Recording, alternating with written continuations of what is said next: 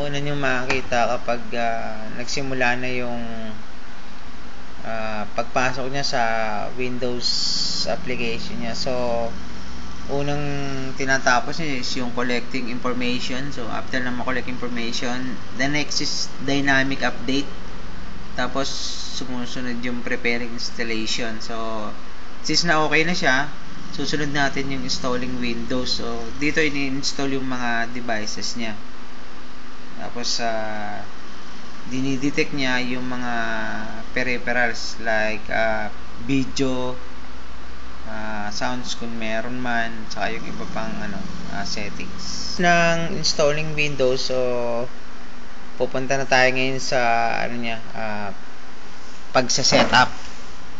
So gawin na natin yung step by step. So meron ditong meron ditong to change these settings, click customize. So, kung may babagoy man tayo, so meron din details. Tapos, yung back sa next. So, click lang natin yung next. Tapos, yung ipa-personalize natin yung software. So, ilalagay natin yung full name. Kung sino man yung nagmamay-ari ng software na to. Tapos din yung kung meron man siyang organization. So, type muna natin yung niya. Yung pangalan ng tao.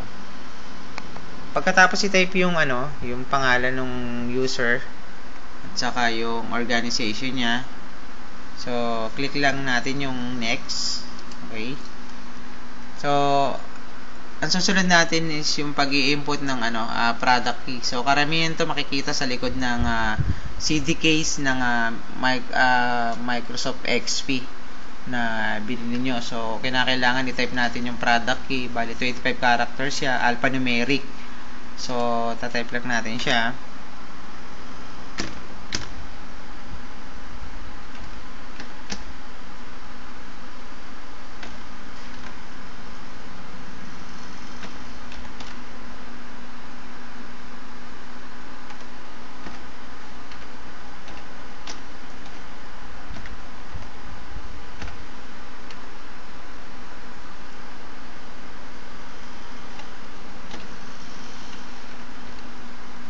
Okay, so matapos na i-type natin yung yung 25 alphanumeric characters na yan, then click lang natin yung next.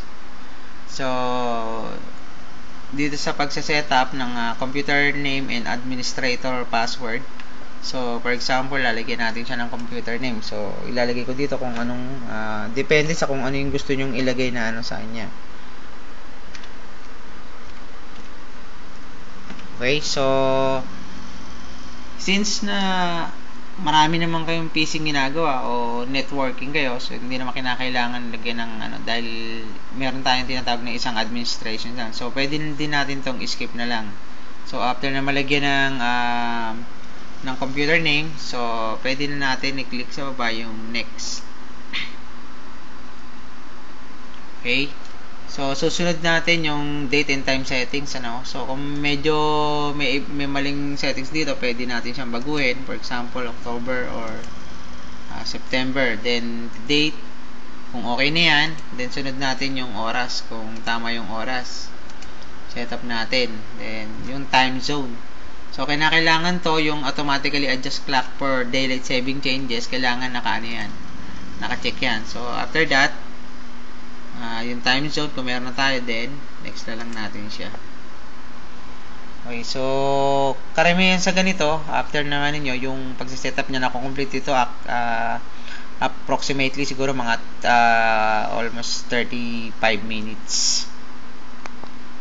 Pagkatapos nating in-next yun at nag-process siya, so meron din ditong networking settings. So karamihan ginagamit natin, bali dalawa siya, merong custom settings, then meron ding typical settings. So karamihan sa ginagamit natin typical settings rather than custom settings. So next lang natin siya. Tapos paglalagay naman ng workgroup or computer domain. So Kung meron man kayo, domain, for example, may pangalan yung ano nyo, yung IP nyo, so pwede nyo siyang i-check yun. So kung wala naman, network is not a network or network without domain, so pwede ka maglagay ng ano dito, work group. For example, pwede nyo gawing admin. So kung nasa admin kayo, pwedeng gawin yung production, depende sa kung ano yung gusto yun. So since na work group naman ginagawa namin dito, so work group lang natin siya, then click natin yung next. So after that, magpapatuloy yung ano niya, pag-i-install niya ng Windows. So medyo may konting katagalan, pero malapit na rin ito matapos.